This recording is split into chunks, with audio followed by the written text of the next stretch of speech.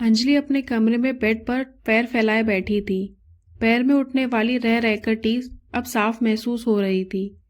उसने अपनी उंगलियों से उस जगह को दबाया तो मुंह से हल्की सी कराह निकल गई। सब उस बदतमीज की वजह से हुआ है, वो बुदबुदाई। उसने कमरे की खिड़की से बाहर देखा। दोपहर की चिलचिलाती धूप आंगन में बिछी हुई थी, लेकिन बाहर से आती आवाजों ने उसके कान खड़े कर दिए। हंसी के फव्वारे और बातचीत की आवाजें ड्राइंग रूम से उसके कमरे में आ रही थीं। अंजलि ने गौर किया। एक तरफ पापा की भारी आवाज थी तो दूसरी तरफ वही खनकती हुई आत्मविश्वास से भरी आवाज। अरे नहीं अंकल, इसमें माफी की क्या बात है, मुझे बुरा नहीं लगा। कार्तिक की आवाज साफ सुनाई दी। नहीं बेटा, मुझे पता है अंजलि थोड़ी जिद्दी है। बचपन से ही उसे जो चाहिए वो पाकर रहती है। उसकी माँ के जाने के बाद मैंने शायद ज़रूरत से ज़्यादा लाड़ प्यार दे दिया। कल उसने जो तुम्हारे साथ किया वो वाकई बचपना था। आगे से अगर वो तुम्हें परेशान करे तो तुम मुझे बेझिझक बताना। सतीश जी बड़े भावुक होकर कह रहे थे। अंजलि का खून खौल उठा। पापा, आप मेरे ही घर में मेरे ही खिलाफ शिकायत की खुली छूट दे रहे हैं उसे। उससे अब रहा नहीं गया। वो लंगड़ाते हुए बेड से उतरी। दर्द ने एक पल के लिए उसे रोका, पर गुस्से का गुब्बार ज्यादा बड़ा था।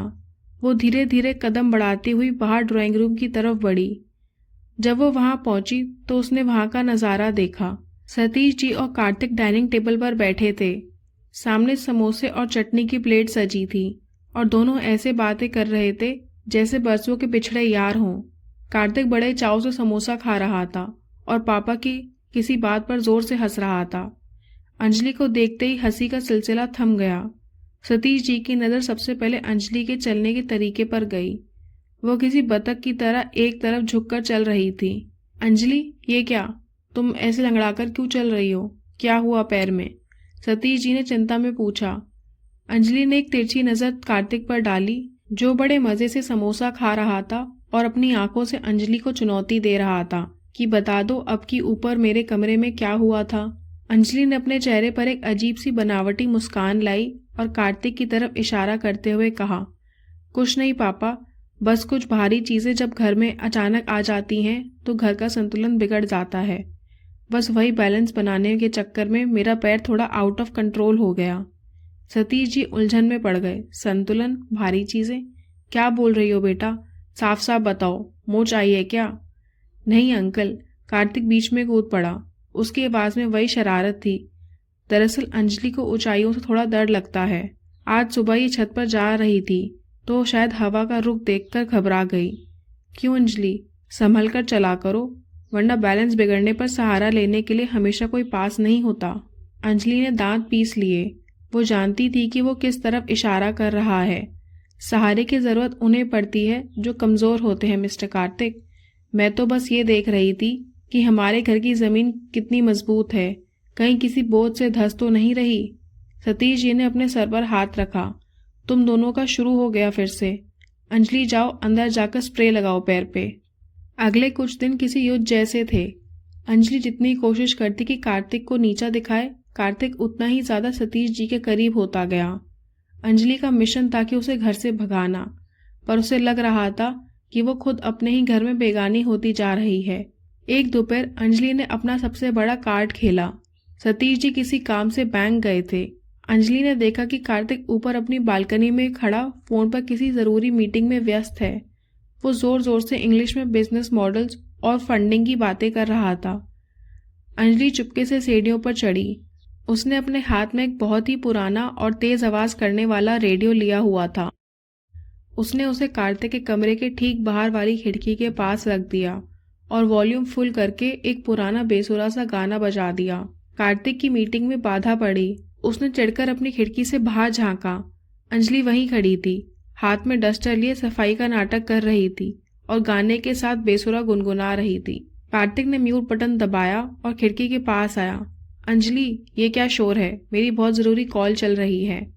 अंजलि ने ऐसे एक्टिंग की जैसे उसे कुछ सुनाई ही ना दे रहा हो।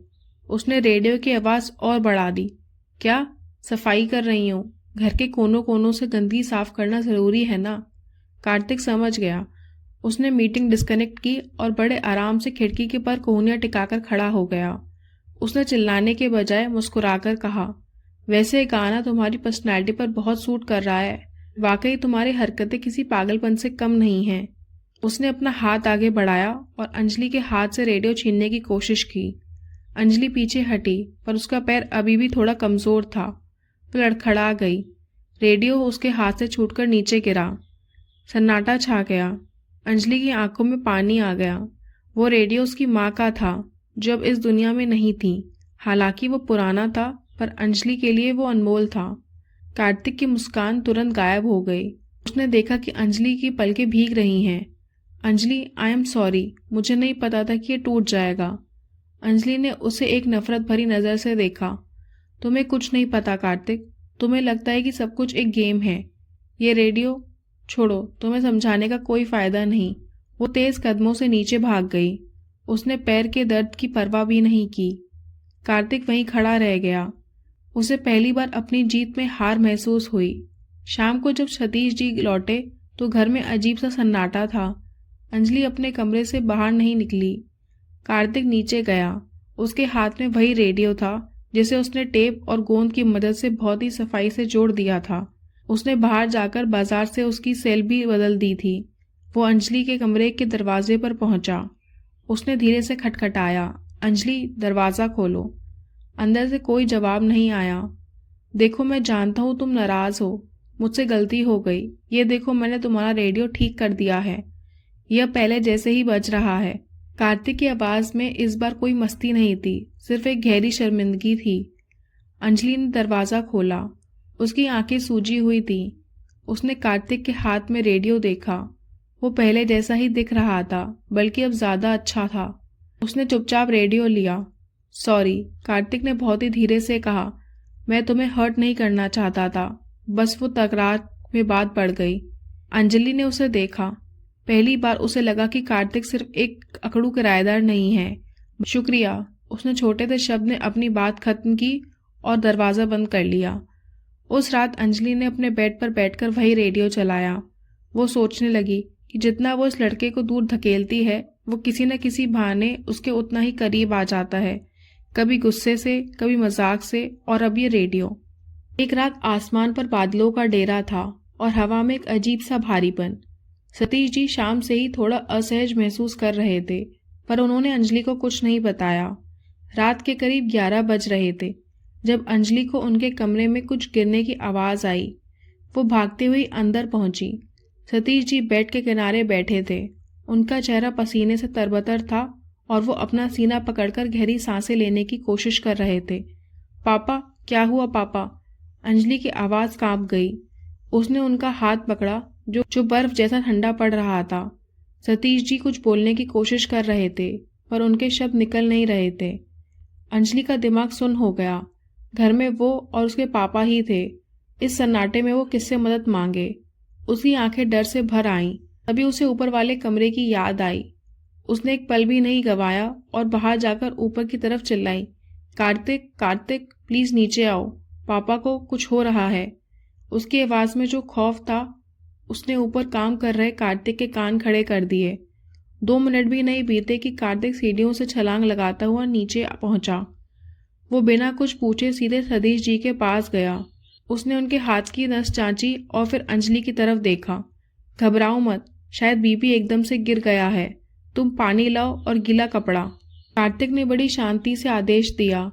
उसकी आवाज में एक ऐसा ठहराव था जिसने अंजलि के बिखरते हौसले को थोड़ा समेटा। अगले आधे घंटे तक कार्तिक एक साई की तरह सतीश जी के पास रहा।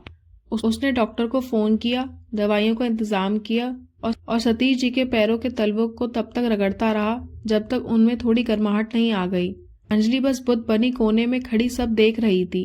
वो लड़का जिसे वो मुसीबत समझ रही थी, आज उसके पिता के लिए ढाल बनकर खड़ा था। डॉक्टर के आने और चेकअप के बाद जब सतीश जी को गहरी नींद आ गई, तब कहीं जाकर अंजलि की जान में जान आई। डॉक्टर ने कहा था कि समय पर संभाल लिया गया, वरना दिक्कत बढ़ सकती थी। रात के 2 बज रहे थे। अंजलि अपने पापा के कमरे से बाहर निकली। उसका चेहरा उतरा हुआ था और बाल बिखरे हुए थे। जैसे ही वो हॉल में पहुंची, उसे किचन से आती बर्तनों की हल्की आवाज सुनाई दी। वो वहां पहुंची। कार्तिक गैस के पास खड़ा था, कप में चाय डाल रहा था। उसने मुड़कर अंजलि को देखा और बिना कुछ कहे एक कप उसकी तरफ बढ़ा दिया। चलो छत पर चलते हैं, ताज़ी हवा की ज़रूरत है तुम्हें। अंजलि ने चुपचाप कप पकड़ लिया। वो इस वक्त बहस करने की स्थिति में नहीं थी। दोनों खामोशी से सीढ़ियां चढ़कर छत पर आ गए। छत पर रात की ठंडी हवा चल रही थी। दूर शहर की रोशनियां टिमटिमा रही थीं। अंजलि ने रेलिंग के सहारे खड़े होकर चाय का एक घूंट लिया। गर्म चाय ने उसके अंदर जमी हुई बर्फ को पिघलाना शुरू कर दिया। थैंक यू कार्तिक, अगर आज तुम नहीं होते तो। अंजलि की आवाज़ भर्रा गई। कार्तिक ने उसकी तरफ नहीं देखा, बस आसमान को निहारता रहा। अंकल मेरे भी कुछ लगते हैं अंजलि, तुम्हारा उन पर हक नहीं है। अंजलि हल्की सी हंसी, पर उस हंसी में दर्द था। पता है, माँ के जाने के बाद पापा ही मेरी पूरी दुनिया है। लोग कहते हैं कि मैं बहुत नकचड़ी हूँ, जिद्दी हूँ, शायद हूँ भी, पर सच तो ये है कि मैं डरती हूँ। मुझे डर लगता है कि कहीं मैं उन्हें भी ना खो दूँ। जब से माँ गई है, हमारे अपने रिश्तेदारों ने भी धीरे धीरे आना कम कर दिया। सबको लगता है कि एक अकेला बाप और उसकी बेटी के घर जाकर क्या करेंगे। हम दोनों एक दूसरे के लिए ही सब कुछ बन गए हैं। कार्तिक ने पहली बार चाय का कप साइड में रखा और अंजलि की तरफ मुड़ा। चांद की हल्की रोशनी में उसने अंजलि के चेहरे को देखा। वो आफत की पुड़िया गायब थी। उसकी जगह एक ऐसी लड़की थी जो अपनी तन्हाई और अपने डर को बड़ी मुश्किल से समेटे हुए थी। कार्तिक को एहसास हुआ कि अंजलि का गुस्सा और उसकी नफरत दरअसल एक सुरक्षा कवच थी, जिसे उसने दुनिया के सामने खुद को मजबूत दिखाने के लिए पहन रखा था। तुम्हें पता है, कार्तिक ने बहुत धीमी आवाज में कहा, जब मैं छोटा था तो मेरे पास भी बहुत सारे दोस्त नहीं थे। मुझे लगता था कि अगर मैं सबको दूर रखूंगा तो मुझे कोई चोट नहीं पहुंचा पाएगा, पर जिंदगी अकेले नहीं काटी जाती। अंकल बहुत स्ट्रांग हैं और वो तुम्हारे लिए ही इतने सालों से खड़े हैं। आज जो हुआ वो बस एक छोटा सा सिग्नल था कि उन्हें थोड़ा आराम करने की ज़रूरत है।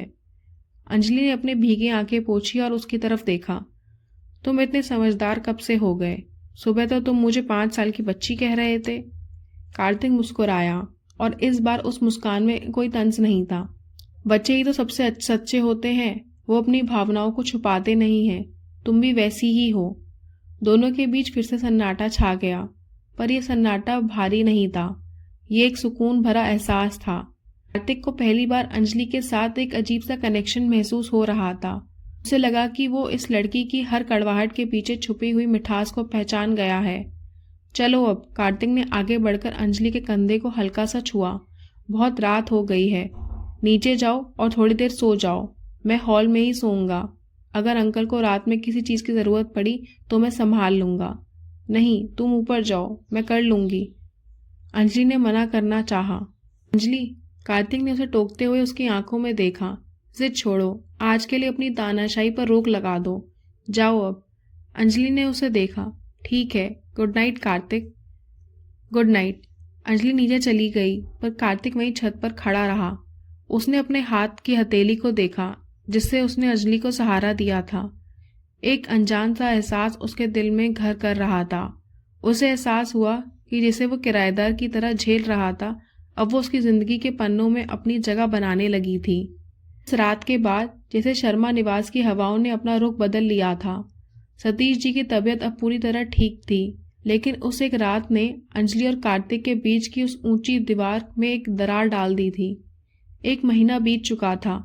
अब अंजलि सुबह रसोई में कार्तिक को देखकर मुंह नहीं फेरती थी और ना ही कार्तिक उसकी बातों पर तंज कसता था। तकरार अब भी होती थी, लेकिन अब उसमें कड़वाहट की जगह एक अजीब सी मिठास और हक जताने वाले अंदाज आ गया था। अंजलि ने उसे नरक भेजने की अपनी कसम शायद अलमारी के किसी पुराने कोने में दबा दी थी। मंगलवार की दोपहर थी। अंजलि कॉलेज से लौटी तो उसके चेहरे पर एक अलग सी चमक थी। वो सीधे ड्राइंग रूम में सोफे पर अखबार पढ़ रहे सतीश जी के पास जाकर बैठ गई। पापा, आज मेरी बेस्ट फ्रेंड नेहा का बर्थडे है। उसने शहर के एक बहुत अच्छे क्लब में पार्टी रखी है। सब दोस्त आ रहे हैं। प्लीज, क्या मैं भी जा सकती हूँ? अंजलि ने अपनी आंखें सिकोड़कर मासूमियत दिखाई। सतीश जी के चेहरे की मुस्कान थोड़ी फीकी पड़ गई। रात की पार्टी क्लब में? नहीं बेटा, तुम्हें पता है मुझे रात को तुम्हारा बाहर रहना पसंद नहीं है, और अकेले तो बिल्कुल नहीं। पापा प्लीज, अब मैं 21 साल की हो गई हूँ। क्या मैं अपने दोस्तों के साथ एक पार्टी में भी नहीं जा सकती? नेहा का घर पास ही है, वो लोग मुझे छोड़ देंगे। अंजलि ने जिद पकड़ ली। नहीं मतलब नहीं अंजलि, बहस मत करो। सतीश जी का स्वर सख्त हो गया। ठीक उसी वक्त हाथ में लिफाफा लिए कार्तिक सीढ़ियों से नीचे उतरा। वो सतीश जी को महीने का किराया देने आ रहा था। उसने बाप बेटे के बीच का तनाव भांप लिया। अंकल, ये इस महीने का रेंट। कार्तिक ने लिफाफा सतीश जी की तरफ बढ़ाया। सतीश जी ने लिफाफा लिया, पर उनकी नजरें अभी भी अंजलि पर थीं, जो मुंह फुलाकर बैठी थी। अचानक सतीश जी के दिमाग में एक विचार आया। उन्होंने कार्तिक की तरफ देखा। बेटा कार्तिक, क्या तुम आज शाम को फ्री हो? मतलब अगर तुम्हारे पास कोई जरूरी काम ना हो तो। कार्तिक ने उलझन में अंजलि को देखा और फिर सतीश जी को। जी अंकल, आज का काम जल्दी खत्म हो गया है। क्यों, क्या हुआ? दरअसल अंजलि को अपनी सहेली की पार्टी में जाना है। क्या तुम इसे वहां ले जा सकते हो और अपने साथ वापस ले आना? अगर अकेली गई तो मुझे उसकी चिंता लगी रहेगी। सतीश जी ने उम्मीद से पूछा। अंजलि के कान खड़े हो गए। क्या? पापा, मैं इसके साथ नहीं जाऊंगी। मेरी सहेलियां क्या सोचेंगी? कोई छोटी बच्ची हूं जो अपना बॉडीगार्ड साथ लेकर घूमूंगी। सतीश जी ने मेज पर हाथ पटका। देखो अंजलि, साफ बात है, अगर जाना है तो कार्तिक के साथ जाओ, वरना चुपचाप अपने कमरे में जाकर पढ़ाई करो। कोई पार्टी वार्टी नहीं होगी। अंजलि ने कार्तिक की तरफ देखा, जो अपने होठ दबाकर अपनी हंसी रोकने की कोशिश कर रहा था। अंजलि गुस्से में पैर पटकती हुई अपने कमरे की तरफ भाग गई। जिसे सतीश जी ने एक गहरी सांस ली। कार्तिक बेटा, बुरा मत मानना, इसका बचपना अभी खत्म नहीं हुआ है। कार्तिक मुस्कुराया।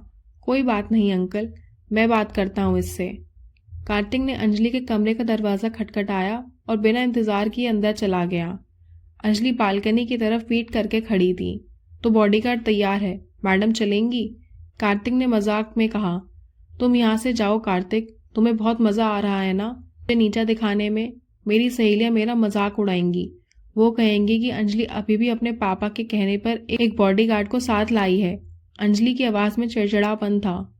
कार्तिक उसके पास गया और दीवार के सहारे खड़ा हो गया। प्रॉब्लम बॉडीगार्ड की है या मेरे साथ जाने की? देखो, अगर तुम चाहते हो तुम्हारे दोस्त मजाक ना उड़ाएं तो उन्हें सच बताने की जरूरत ही क्या है। कह देना कि मैं तुम्हारा दोस्त हूँ, बस बात खत्म। अंजलि मुड़ी। उसकी नजरें कार्तिक की आंखों से मिली। दोस्त? तुम और मैं? क्यों? क्या मैं इतना बुरा दिखता हूँ कि तुम मुझे अपना दोस्त नहीं कह सकती? कार्तिक ने एक भौहें ऊपर उठाई। अंजलि कुछ पल के लिए चुप रही। उसे पार्टी में जाना भी था और पापा की शर्त भी माननी थी। ठीक है, पर वहां तुम सिर्फ एक कोने में चुपचाप बैठोगे। मेरे दोस्तों के बीच आकर ओवर स्मार्ट बनने की जरूरत नहीं है। जो आ गया महारानी साहिबा, कार्तिक ने झुककर कहा। शाम के 7 बज रहे थे। अंजलि जब अपने कमरे से बाहर निकली तो सतीश जी और कार्तिक दोनों की नजरें उस पर थम गईं। उसने एक हल्के गुलाबी रंग की सिल्क की ड्रेस पहनी थी। बाल हल्के कर्ल्स में उसके कंधों पर गिर रहे थे और कानों में छोटे हीरे के झुमके चमक रहे थे। उसका मेकअप हल्का था, पर उसकी आंखों की चमक को दोगुना कर रहा था। वाह, मेरी बेटी तो आज बिल्कुल राजकुमारी लग रही है, सतीश जी ने गर्व से कहा। तभी कार्तिक कमरे से बाहर आया। उसने काले रंग की स्लिम फिट शर्ट पहनी थी, जिसके ऊपर के 2 बटन खुले थे, और ग्रे रंग की ट्राउजर्स।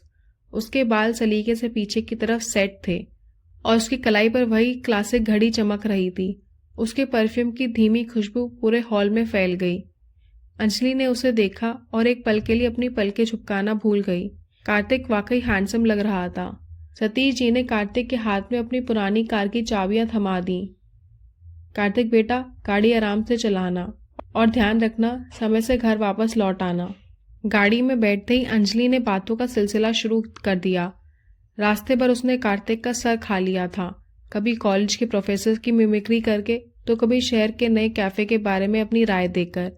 कार्तिक बस मुस्कुराते हुए ड्राइविंग सीट पर बैठा उसे सुनता रहा, जैसे वो उसकी बातों के शोर में कोई सुकून ढूंढ रहा हो।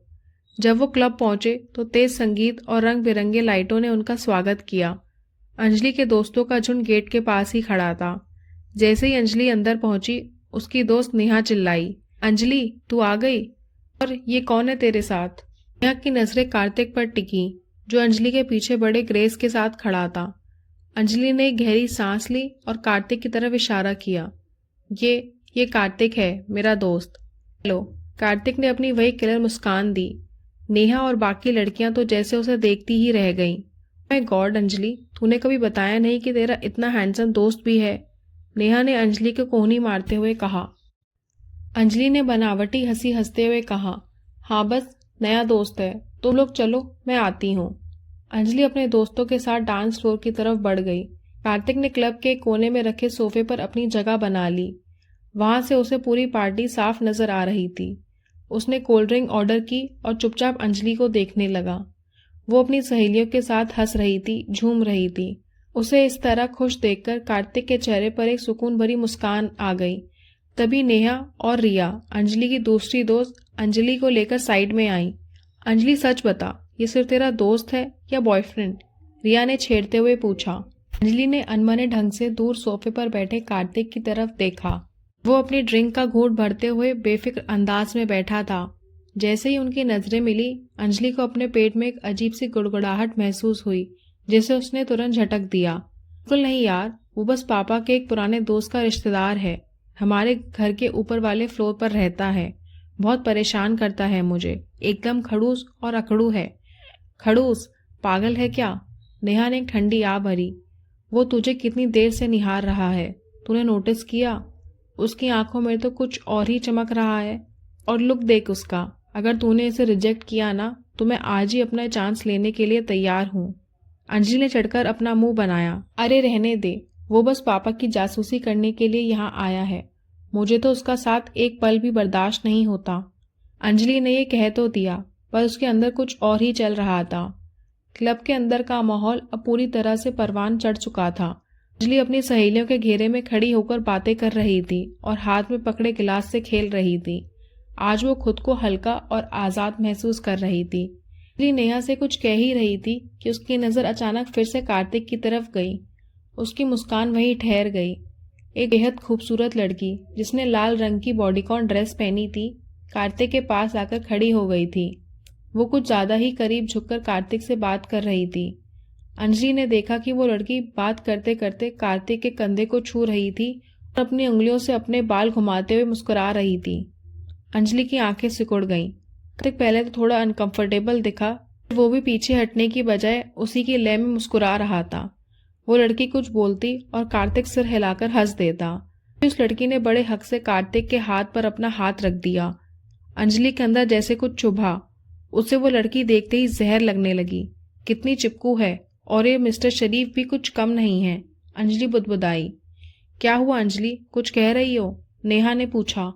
कुछ नहीं, बस यहाँ गर्मी अचानक बढ़ गई है, अंजलि ने चढ़कर कहा, जबकि उसकी नजरें अभी भी उस सोफे पर जमी थी। उसने देखा कि कार्तिक ने बड़ी फुर्ती से अपना हाथ छुड़ाया और उस लड़की को कुछ कहकर वहां से उठ खड़ा हुआ। लड़की उसे पीछे से अभी भी देख रही थी, पर कार्तिक सीधे अंजलि की तरफ बढ़ आया। अंजलि, घर चलें? अंकल के 3 मिस कॉल आ चुके हैं और 11 बजने वाले हैं, कार्तिक ने उसके पास आकर शांत लहजे में कहा। अंजलि का मूड अब पूरी तरह उखड़ चुका था। उसने अपना चेहरा दूसरी तरफ घुमाया और एक नकली हंसी हंसी। अभी तो हम आए हैं कार्तिक, तुम जाओ ना, मैं नेहा के साथ आ जाऊंगी। नहीं, अंकल को मैंने वादा किया है और तुम्हारी सेहत के लिए यही अच्छा है कि हम अभी घर चलें, कार्तिक ने थोड़ा हक जताते हुए कहा।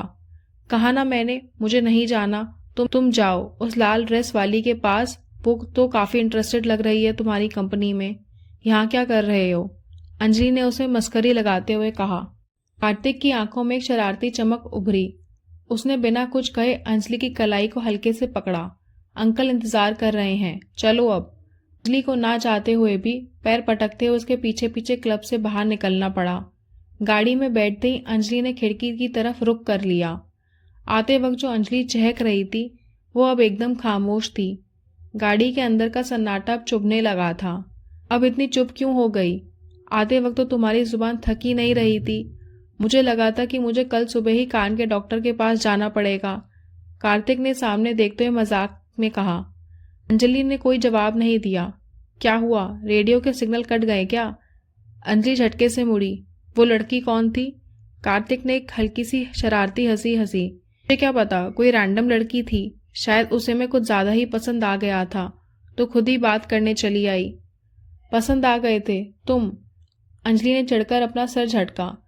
जिस तरह से वो तुम्हारे कंधे पर हाथ रख रही थी और तुम दांत निकालकर उसे देख रहे थे, उसे बात करना नहीं कहते।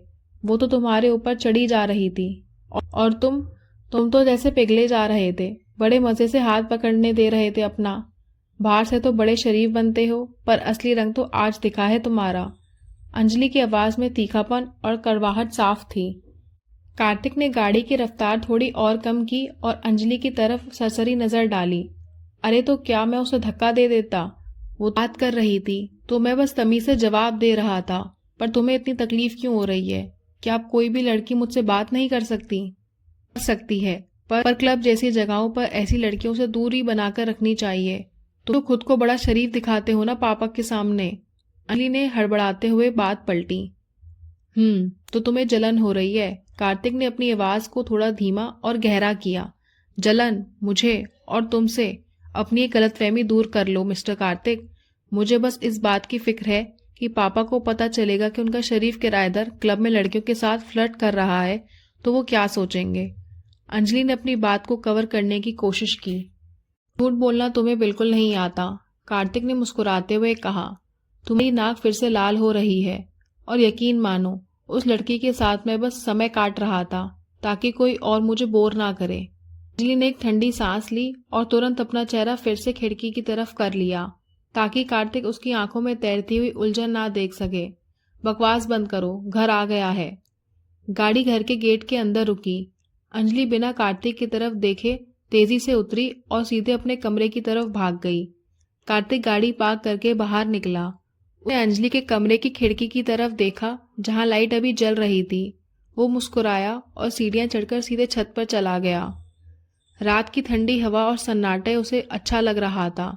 वो रेलिंग के सहारे खड़ा हो गया और गाड़ी में हुई उन बातों को याद करने लगा। अंजलि का वो गुस्सा, उसकी वो मासूम चिढ़ और फिर उसका अचानक खामोश हो जाना। कार्तिक को सब कुछ एक फिल्म की तरह याद आ रहा था। दोस्तों, उम्मीद है आपको मेरी ये कहानी पसंद आ रही होगी। अगर आपको अच्छी लगी हो तो प्लीज़ वीडियो को लाइक करें, कमेंट करें और शेयर करें अपने और दोस्तों के साथ। और साथ ही हाई बटन दबाकर मुझे सपोर्ट करें। स्टोरी अगली वीडियो में कंटिन्यू होगी।